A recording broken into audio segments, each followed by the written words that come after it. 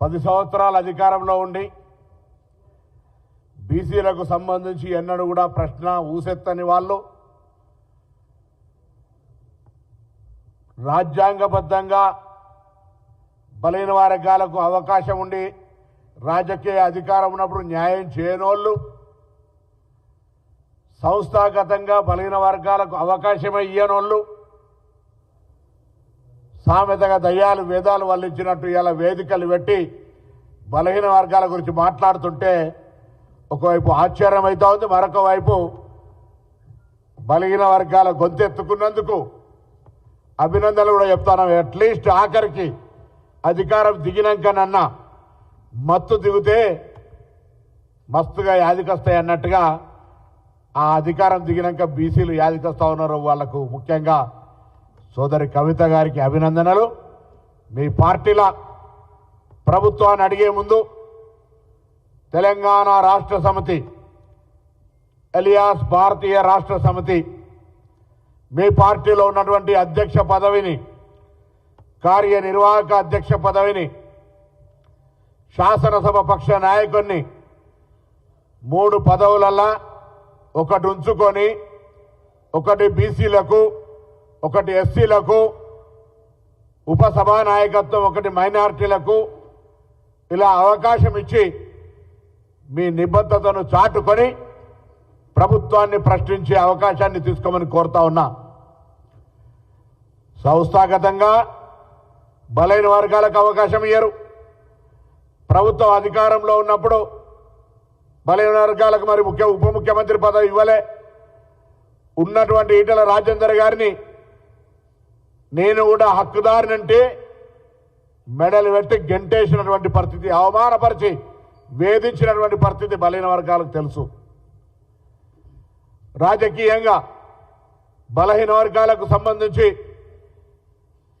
మీ ప్రభుత్వం అధికారంలో ఉన్నప్పుడు పేద విద్యార్థులు చదువుకునేటువంటి పిల్లల మెస్ ఛార్జీలను కూడా 2004 నుంచి 14 వరకు కాంగ్రెస్ పార్టీ అధికారంలో ఉంటే గ్రీన్ ఛానల్ ద్వారా మెస్ బిల్లులను పేమెంట్ చేసేవాళ్ళం.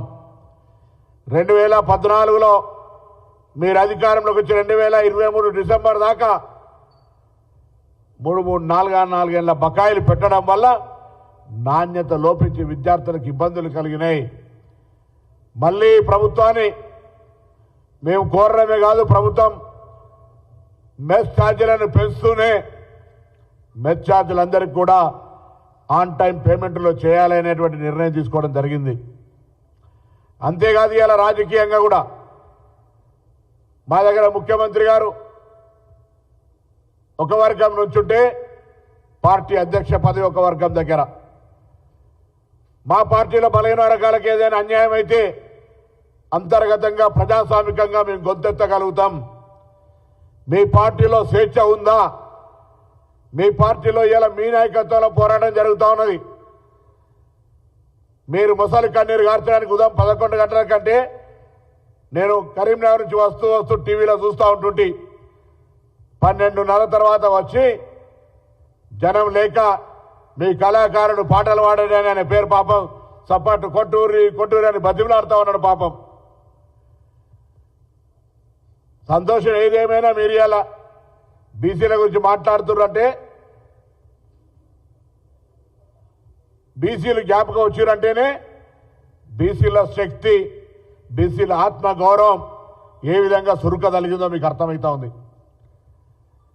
మీరు మొత్తం సమగ్ర కుటుంబ సర్వే చేసిండ్రు. ఆ సమాచారాన్ని బయటపెట్టి ఏ వర్గాలు ఎంత ఉన్నారో తెప్పి వాళ్ళకు సరైన న్యాయం చేసే ప్రణాళిక తీసుకొని ఉంటే ఇలా బీసీలు ఈ రకంగా మిమ్మల్ని ఏమనేటువంటి వాళ్ళు కాకుండే. ఇలా ఆంధ్ర ముఖ్యమంత్రి కిరణ్ కుమార్ రెడ్డి గారి పేరు చెప్తున్నారు, ఆయన ఏదో సరిగైన విధంగా న్యాయస్థానాలు కోలే అని. ట్రిపుల్ టెస్ట్ కావాలి, రిజర్వేషన్లు కొనసాగాలంటే డెడికేషన్ బీసీ కమిషన్ కావాలి, రిజర్వేషన్ల సంఖ్య 34% మెయింటైన్ కావాలి, లేదా ఇంకా కావాలనుకుంటే అవన్నీ ఏం పట్టించుకోకుండా ఆనాడు స్థానిక సంస్థల ఎన్నికల్లో బీసీ రిజర్వేషన్ తగ్గించింది మీరు కాదా? ఆనాడు ఈ కవితమ్మ గొంతు ఎక్కడ పోయిందని అడుగుతా ఉన్నాం.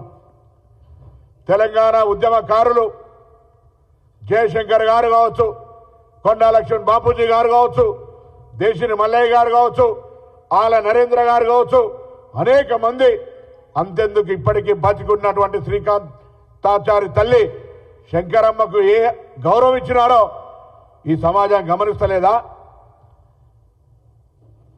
ఈ సమాజంలో మీరు బలహీన వర్గాల కొరకు ఎన్నికలప్పుడు మాత్రం తప్ప గత 10 సంవత్సరాలుగా ఎప్పుడైనా మీరు ప్రభుత్వం తరఫున బలహీన వర్గాల సంక్షేమానికి ఏమైనా కృషి చేసినారా అని అడుగుతా ఉన్నాం. ఇలా కొత్త కార్పొరేషన్లు ఏర్పాటు చేసినాం.